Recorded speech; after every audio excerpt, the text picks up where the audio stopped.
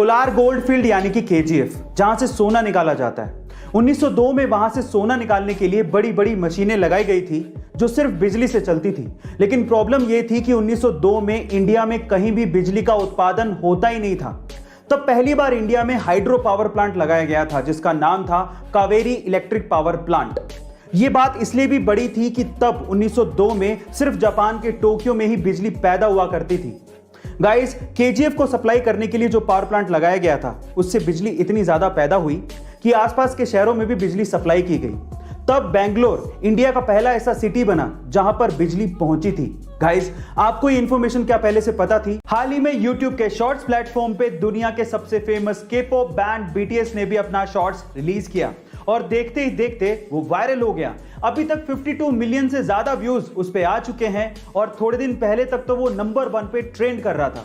वैसे तो पूरी दुनिया के साथ साथ इंडिया में भी करोड़ों लोग के-पॉप के इस बैंड के दीवाने हैं, पर सवाल यह है कि BTS का आखिर मतलब क्या है। चलिए मैं आपको बताता हूं। एक्चुअली BTS 7 कोरियन लड़कों का एक के-पॉप बैंड है और जिसकी फुल फॉर्म काफी ज्यादा इंटरेस्टिंग और मोटिवेटिंग है।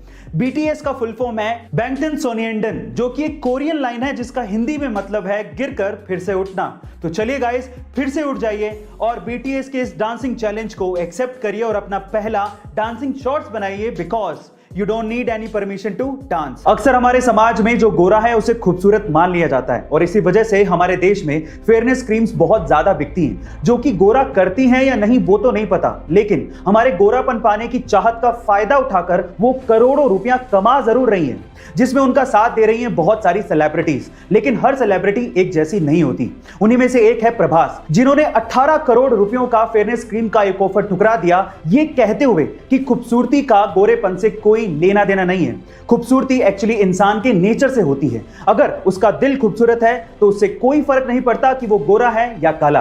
गाइस, आपको डार्लिंग प्रभास की ये बात कैसी लगी? इजराइल डिफेंस फोर्स ने रिसेंटली एक वीडियो शेयर किया जिसमें 11 मई की रात हमास द्वारा छोड़े गए बहुत सारे रॉकेट्स इजराइल की तरफ आते तो दिखते हैं, लेकिन वो हवा में ही खत्म हो जाते हैं। ऐसा लगता है जैसे कि कोई रक्षा कवच इजराइल की रक्षा कर रहा हो, लेकिन ये रक्षा कवच एक्चुअली इजराइल ने खुद ने बनाया है, जिसका नाम है आयरन डोम।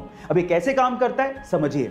जैसे ही कोई रॉकेट इजराइल की टेरिटरी में आता है, इसकी भनक डोम के रडार को लग जाती है और डोम का रडार इसकी पोजीशन और इसकी टेरिटरी की इंफॉर्मेशन कंट्रोल सेंटर को देता है। अब अगर कंट्रोल सेंटर को लगता है कि दुश्मन का रॉकेट कहीं किसी रिहायशी इलाके या फिर किसी इंपॉर्टेंट बिल्डिंग पे गिरने वाला है, तो वो तुरंत एक कमांड रॉकेट लॉन्चर को पास करता है और रॉकेट लॉन्चर का रॉकेट तुरंत दुश्मन के रॉकेट को हवा में ही नेस्तो नाबूद कर देता है। गाइस, ये आयरन डोम की टेक्नोलॉजी आपको कैसी लगी चैट सेक्शन में जरूर लिखिएगा। भाई, जितनी तेजी से हम लोग आंख भी नहीं झपका सकते, उससे भी तेज एक बार MS धोनी ने ऑस्ट्रेलिया के खिलाफ मिशेल मार्श को स्टंप आउट कर दिया था।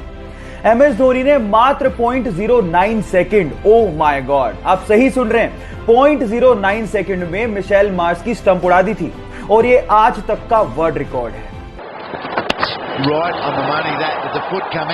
गाइस, तो सबसे तेज स्टंपिंग का रिकॉर्ड बनाने वाले MS धोनी के लिए, यानी हमारे माही के लिए, एक लाइक तो बनता है।